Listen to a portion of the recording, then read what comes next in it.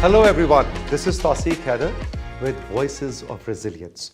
This is a series of podcasts by NDRMF, and in our previous podcast, Bilal Anwar, who is the CEO of NDRMF, he told us about the evolution of this organization and how did it come up and what is it doing in Pakistan when it comes to disaster resilience, disaster risk reduction and all of that. And if you remember, he mentioned Asian Development Bank. Asian Development Bank, ADB, has been really very instrumental in coming up with the idea of this fund. And also, still ADB is standing hand in hand with NDRMF in its future endeavors. So I and NDRMF thought that we should introduce you to the people behind Asian Development Bank and who are standing hand in hand with NDRMF. So today, of course, Bilal Anwar Saab, who is the CEO of NDRMF, is with us. Assalamu alaikum, Bilal Saab. Assalamu alaikum, very good morning. Good morning to you as well. But I'm not sure if you're watching this at night or in the morning, but if it's at night, good evening or good night, or maybe before we say good night to you, let me introduce you to some very interesting brain thought managers from Asian Development Bank, who is the country director in Pakistan of ADB, Mr. Yong. Hi. Hi. Should I say good morning or good evening? Well, good day and good night. Good day and good night. Thank you for taking out time for this podcast. Bilal Saab, in the last podcast you mentioned and you were really all praise for ADB. Tell us a little more about that. How did this idea come up? Did it come from ADB or was that NDRMF and ADB came in as a support? How did this happen? Well, I think it must have been a very collective wisdom from the government of Pakistan as well as the Asian Development Bank. But I want to take an opportunity just to mention that whoever the people were behind it and the institutions behind, they were really the visionary people, because if I contextualize it in the Pakistan's climatic and disaster challenges, we always know that there are disasters, and after every disaster there is a kind of a set of measures and set of activities are triggered. But then there was a point in time when ADB and the government of Pakistan actually took a step back and they thought that, okay, but this is fine, but we have to look more proactively. And disaster risk reduction is the new science, and that science has to be instituted in Pakistan. So ADB came forward with the technical and the financial support. The government of Pakistan responded equally, and then that basically resulted into existence of a National Disaster Risk Management Fund. Is this the dream which is coming true? Yes, okay. I'm very proud that ADB has made such a setup in the country. And indeed, as Bilal said, the Pakistan is so prone to the disasters, right? I remember, for example, the 2010, 2014, we had the flood here. So seeing this issue every time after flood, they also takes much time to do the assessment preparation and response. So ADB has thinking to mitigate the risk. So therefore, we come up with the idea to help the country to create this NDRMF. Two purposes.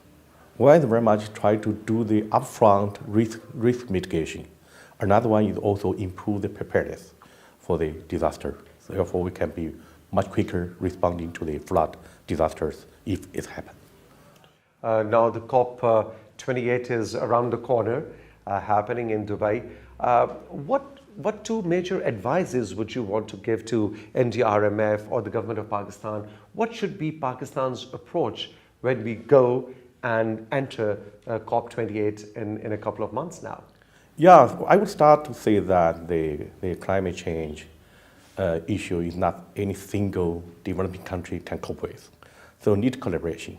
So in that sense, international community need to come up to provide their support in this regard. I'm pleased to know that this Loss and Damage Fund was set up in COP27. While we still have some way to go, some work to do to eventually get the pledges and contribution into this fund. But I would like to say for Pakistan, being very vulnerable to the disaster and being a developing country facing a lot of economic challenges, it is important for the country to really develop certain institutional mechanism, build its capacity, and identify leading agency to undertake the preparatory work to capital on these funds. Okay, so in this sense, I would say the NDRMF, they have gone through a process. They implemented the first phase of our project in all the vulnerable regions in Pakistan. So they have created certain institutional capacity, set up accountability mechanism, and also their own system and procedures. I know, it's not ideal, not perfect compared with our expectation, but I'm pleased to note that the NDRMF has initiated quite some reform and also streamlined its own business process as well. So I take that as a very positive thing. So what I want to say is that all this make the NDRMF very advantageous position in supporting the country to deal with the challenges of climate change, to mainstream the climate change consideration into the overall development process in the country, and also to help the country to tap on the potential from the lost and damaged funds. What kind of, Bilal Sahab, what kind of support is ADB giving to NDRMF when you plan with your team and of course with Governor of Pakistan to go to COP28? Yeah, we are working very closely because ADB have this huge kind of a leverage in the region as well as globally as well. All the multilateral development banks, they work very closely with each other, and this is a huge advantage which actually NDRMF enjoys, having a very close collaboration with ADB. So as Mr. Yongji mentioned, COP28 is a transformational moment in the kind of a history and evolution of international climate policy development process. A number of key decisions are going to be made, but Pakistan can only benefit if there is a level of preparation at home, and that preparation requires institutional mechanism, that requires a policy framework. And this is what NDRMF and ADB is actually working very closely with each other, and also with the relevant ministries, Ministry of Climate Change, Ministry of Planning, Development, Special Initiatives, a number of other national institutions as well. So we actually coming up with a very coherent and a combined approach in terms of what kind of international support we need from the international community for our climate action, what is the financing. And we want investments. I mean, not only the loans and all kind of financing, but I think the concessional financing is very, very important in this whole process. And we also need technology transfer. And this has been a kind of a missing link for a very long period of time. Because when we talk of support, the only word comes to my mind is money, financial support. But you're absolutely right. Technical support, technological support is also very, very important. No, absolutely, absolutely. I mean, what I personally believe that the great breakthroughs in dealing with the disasters, disaster control, disaster risk reduction, climate action, adaptation, mitigation, that is going to be originating out of tech solutions. And I think that's where we need support from international community, and we're working with ADB on these fronts as well. And I think that's what we need, and that's why we are very much excited to go to the COP in a much more preparatory mode and benefit to the extent possible. Mr. Yongji, what do you think? Like you have a very, very international vision and perspective towards the issue. Do you think at COP28 it's going to be a difficult case for Pakistan to present, or it's going to be a very easy case to present? Well, I would think Pakistan has a lot to present. Okay, in terms of the country's vulnerability, in terms of the efforts the country has been made towards building the resilience. The country has really done a great job from this response to the 2022 flood, with very good international cooperation. Then COP is a good place to discuss all the climate change issues and also resilience issue as well.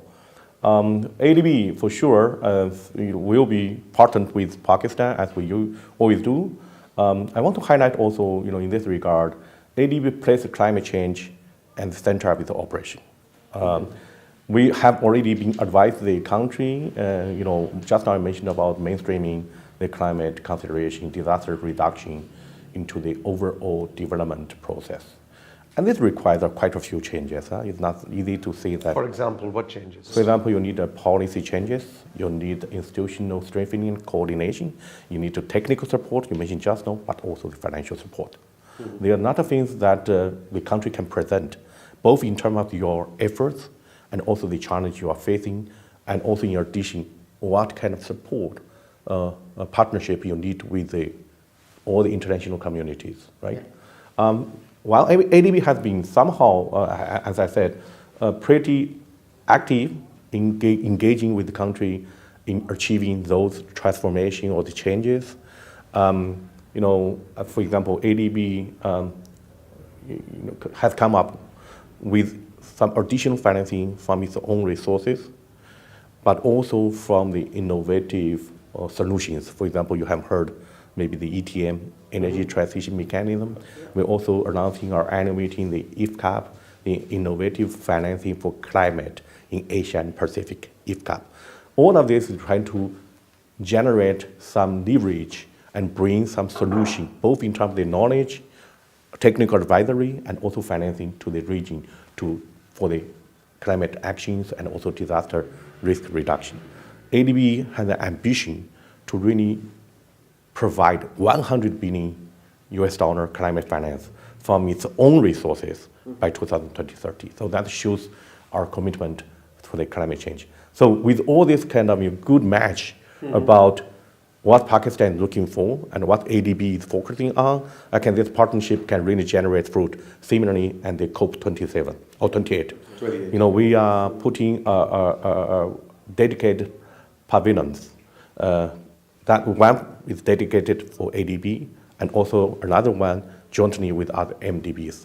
We would welcome all the DMCs, including Pakistan, to really take this facility to show the world that what the challenges you are facing, what the vulnerability the country is suffering, and also what are the efforts you have made to build your resilience in responding to the climate finance or climate change. Yeah. Just to add, I think it's a very valid and interesting point. That's one of the reasons that NDRMF is actually working very closely because NDRMF is passing through its own kind of a transformation as well, and we want to actually present ourselves and position ourselves to all these innovative solutions, and that's what Pakistan needs, because the challenges are really huge and in nature. They are very complex as well, and we need a very new and very different kind of approach.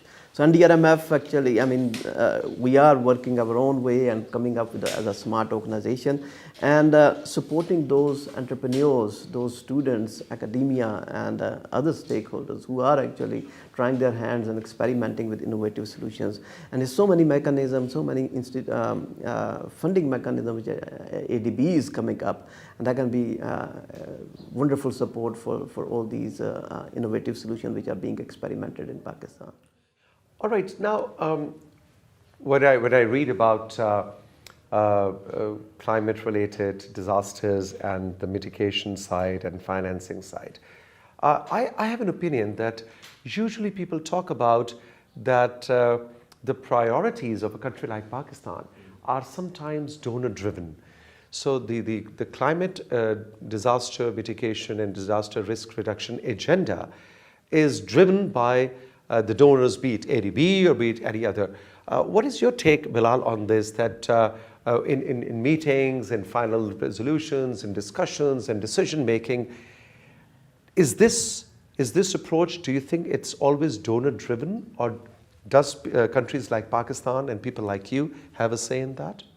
I think it's a bit of exaggeration, and even for the sake of argument, if we say that it is donor driven, the donors still exist in a very similar kind of space, international space as well. If we look into the challenges, look at the problems which any country like Pakistan is facing, they are very valid and timely kind of issues which the donors are trying to address. Now, I think the donors are actually taking a further step, and they are assisting the government agencies, kind of setting their priorities as well.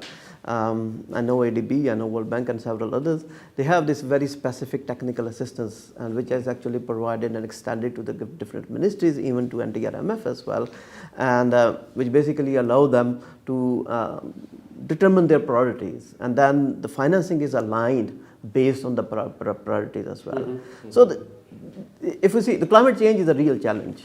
Whoever is coming up and whoever is trying to help Pakistan or the disaster or even education and health and several others, they are real challenges. No one can deny about it.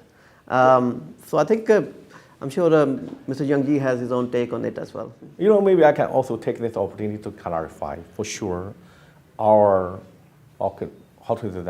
value, our regulation made ADB, or I understand also World Bank, other development agencies the same.